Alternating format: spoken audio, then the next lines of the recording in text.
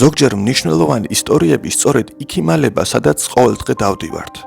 როცა გავიგე, რომ ჩემი სახლიდან სულ რაღაც 7 წუთის სავალზე მდებარეობდა ადგილი, რომელიც ბერლინის ისტორიის ერთ-ერთ ყველაზე ტრაგიკულ ფურცელს ინახავს, გადავწყვიტე თავად მენახა.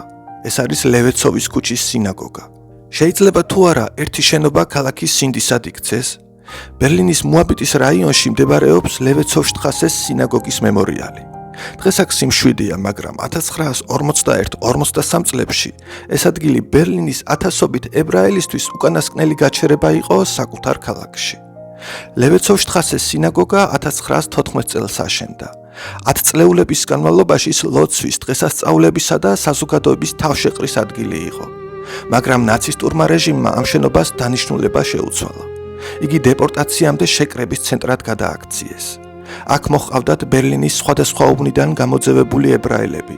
რამდენიმე საათს, ზოგჯერ კი დღეებს ელოდებოდნენ.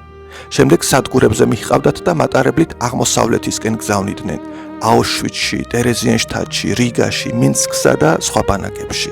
მოაბიტის ციხეში ლევეცოვშტრასეს სინაგოგიდან სულ რამდენიმე კილომეტრის მოშორებით, სიკვდილამდე ცოტახნით ადრე გერმანელმა იურისტმა და დიპლომატმა ალბრეხტ ჰაუსჰოფერმა მოაბიტის სონეტები დაწერა. ერთ-ერთ ლექსში ის წერს: ამ ქვეყანაში მხოლოდ სიგიჟე ბატოობდა.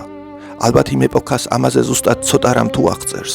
ბევრჯერ კიდევ სჯეროდა, რომ უკან დაბრუნდებოდა.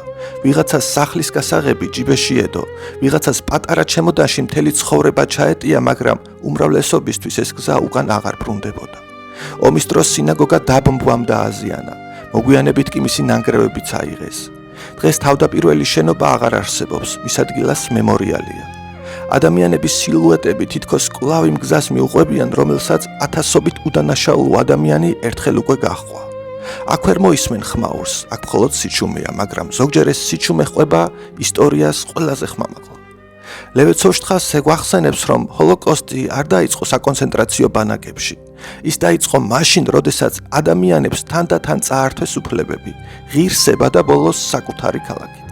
და სწორედ ამიტომ ინახავს ბერლინი ასეთ ადგილებს, რათა მომავალმა თაობებმა დაინახონ, სად შეიძლება მიიყვანოს სიძულვილმა, თუ საზოგადოება მას დროულად არ დაუპირისპირდა.